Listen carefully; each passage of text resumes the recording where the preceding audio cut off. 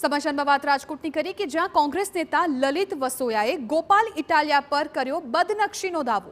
ગોપાલ ઇટાલિયાને 10 કરોડ રૂપિયાની બદનક્ષીની નોટિસ ફટકારાઈ છે। વિસાવદર પેટા ચૂંટણીમાં લલિત વસોયાની બદનામી કર્યાનો આરોપ। લલિત વસોયા રૂપિયા આપતા હોવાનો ગોપાલ ઇટાલિયાએ કર્યો હતો આક્ષેપ। પુરાવા ન હોવા છતાં સ્ટિંગ ઓપરેશનના નામે બદનામી કર્યાનો દાવો। લલિત વસોયાએ નોટિસ ફટકારી 10 દિવસમાં માંગ્યો જવાબ। રૂપિયાની ચૂકવણી નહીં કરે તો કાયદાકીય કાર્યવાહી કરશે લલિત વસોયા।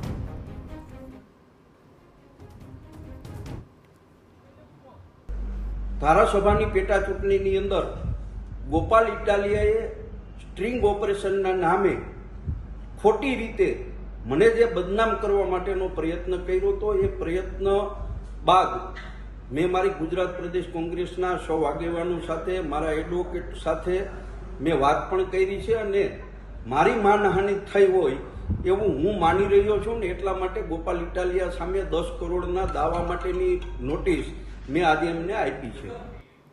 બદનક્ષીની નોટિસ બાદ કોંગ્રેસ પર ગોપાલ ઇટાલિયાના પ્રહાર। નોટિસ આપીને વકીલને ડરાવવાનો પ્રયાસ ન કરો તેવું ગોપાલ ઇટાલિયાએ કહ્યું। મને ખરાબ ચિતરવા માટે નોટિસના ષડયંત્રો તેવું પણ તેમના દ્વારા કહેવામાં આવ્યું।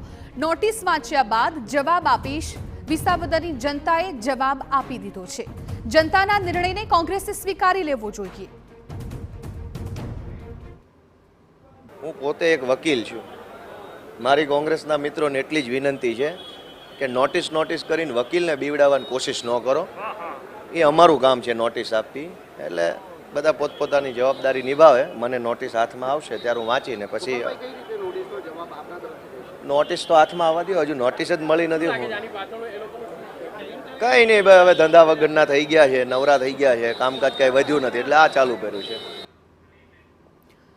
તો હવે કોંગ્રેસ અને આપ આમને સામને આવી ગઈ છે। નોટિસ આપીને વકીલને ડરાવવાનો પ્રયાસ કર્યો તેવું ગોપાલ ઇટાલિયાએ કહ્યું છે। મહત્વપૂર્ણ છે કે તેમણે એવું પણ સાથે કહ્યું છે કે નોટિસ વાંચ્યા બાદ હું જવાબ આપીશ।